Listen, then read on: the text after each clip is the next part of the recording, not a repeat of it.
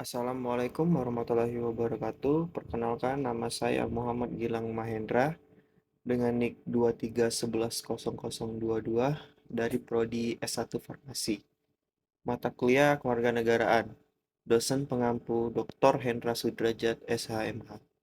Pada hari ini, Selasa tanggal 30 bulan April tahun 2024, saya akan menjelaskan teori konstitusi Nusantara sebagai suatu teori baru yang ditemukan pada tahun 2016 di Malang, Provinsi Jawa Timur, oleh Dr. Hendra Sudrajat, SHMH. Sebagai peraih rekor muri Doktor Hukum Tata Negara termuda di Indonesia dengan lulus Kamlot tahun 2011 dan saat ini menjabat sebagai Wakil Rektor 1 Universitas Kadir Bangsa. Teori konstitusi Nusantara yang merupakan teori yang menjelaskan mengenai konstitusi dan peraturan perundang-undangan yang berlaku di masa lalu, yakni pada masa kerajaan dan kesultanan Nusantara, dan berfungsi sebagai nilai dan keteladanan berkonstitusi dalam kehidupan berbangsa dan bernegara saat ini. Dalam teori konstitusi, Nusantara memiliki bahasan yang berhubungan dengan mata kuliah kewarganegaraan, karena salah satu pembahasannya adalah terkait dengan konstitusi negara, baik secara tertulis dan tidak tertulis. Adapun komponen teori konstitusi Nusantara atau teori Nusantaralism Constitution States of Culture sebagai berikut. Satu, people habits atau kebiasaan masyarakat. Pada masa keemasannya, terdapat kehidupan masyarakat yang memiliki tradisi dan kebiasaan para pemimpin masyarakat di kala itu. Kebiasaan para pemimpin dan tokoh masyarakat sebagai suatu cerminan keteladanan dalam bermasyarakat. Keteladanan tersebut terlihat dalam perilaku dan tindakan yang diikuti oleh anggota kelompok masyarakat yang menjadi modal terbentuknya suatu masyarakat. Sehingga di mana masyarakat di situ terdapat hukum. Yang kedua, living atau hukum yang hidup. Keteladanan yang muncul dari kebiasaan, baik para tokoh masyarakat kemudian melahirkan kaum yang hidup, yang sebenarnya menciptakan hukum tidak tertulis dan hukum yang tertulis. Terdapat banyak yang hidup dalam masyarakat, khususnya bagi masyarakat adat yang ada di Indonesia. Hukum yang hidup ini menjadi tradisi dan adat istiadat masyarakat Indonesia dan jaminan dalam konstitusi. Yang ketiga, power of king atau kekuatan pemimpin. Dalam sebuah kepemimpinan dibutuhkan kekuatan pemimpin dalam menggerakkan kepemimpinannya. Sehingga dalam teori konstitusi Nusantara dijelaskan bahwa hukum yang hidup tadi menjadi kekuatan pemimpin untuk menjalankan kepemimpinan pemerintahannya dan berlaku di setiap tingkatan kepemimpinan, baik dari tingkat pusat sampai tingkat daerah. Kekuatan pemimpin akan melahirkan kebijakan publik yang dapat dirasakan masyarakat secara keseluruhan. Keempat, Royal Constitution atau konstitusi negara.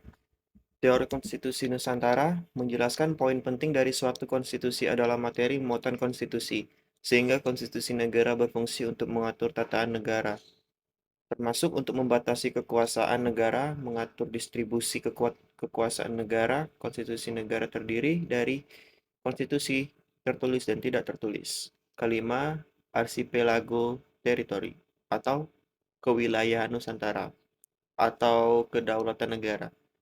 Teori konstitusi Nusantara memberikan penjelasan bahwa kedudukan kewilayahan Nusantara sangat penting. Penjelasan kewilayahan Nusantara sama artinya dengan kedudukan kedaulatan negara. Hal ini memberikan pemahaman secara umum bahwa negara terbentuk dari suatu wilayah dan kekuatan dan kedaulatan masing-masing negara, di samping berasal dari rakyat dan pemerintah, sehingga kewilayahan posisi keilmuannya penting untuk memperkuat posisi negara.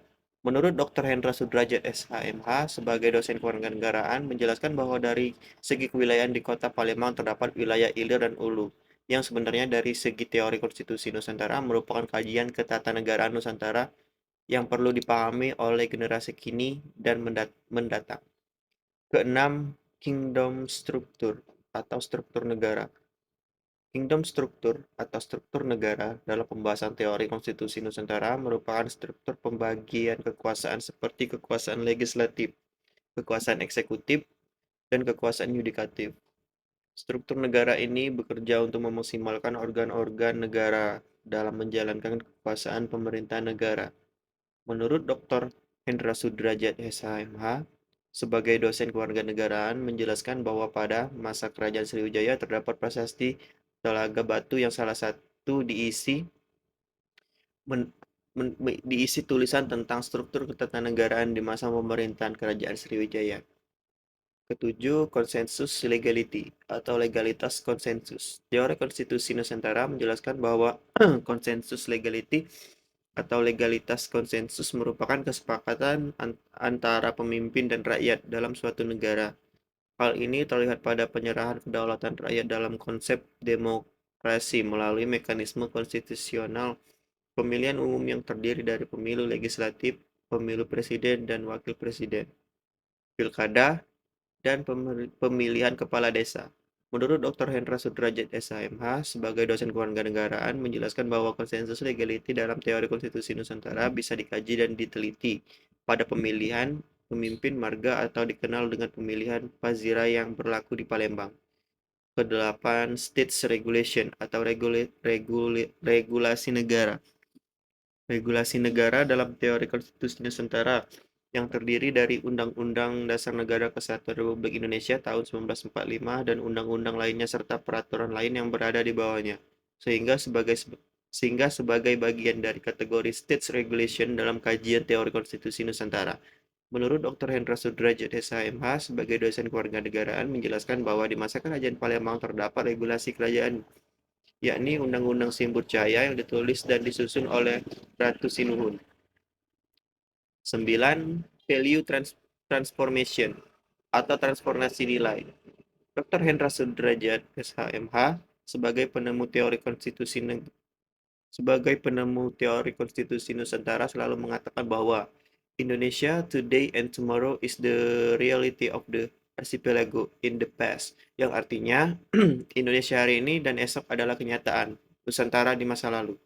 Sehingga komponen terakhir teori konstitusi Nusantara menjelaskan value transformation atau transportasi nilai konstitusi Nusantara di masa lampau yang dapat dijadikan sebagai keteladanan berkonstitusi pada negara kesatuan Republik Indonesia saat ini. Karena negara mengalami krisis keteladanan bernegara sehingga transformasi nilai konstitusi sangat penting di masa mendatang. Demikian penjelasan dan pembahasan teori konstitusi Nusantara sebagai tugas mata kuliah kewarganegaraan, yakni konstitusi. Saya akhiri. Wabillahi taufiq wal hidayah. Wassalamualaikum warahmatullahi wabarakatuh.